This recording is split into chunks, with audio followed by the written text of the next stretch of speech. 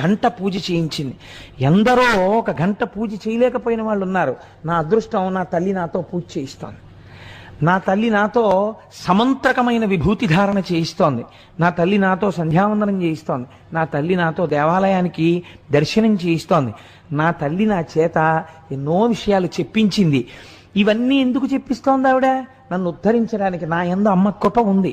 అమ్మ కృప ఉండబట్టే నాకేం చేత కాకపోయినా అమ్మవారు నన్ను కూర్చోబెట్టి నాలోంచి పలికి నన్ను ధన్యుణ్ణి చేస్తోంది. ఇప్పుడు మీరు ఈ అనుగ్రహం పోగొట్టుకోవడానికి ఇష్టపడతారా?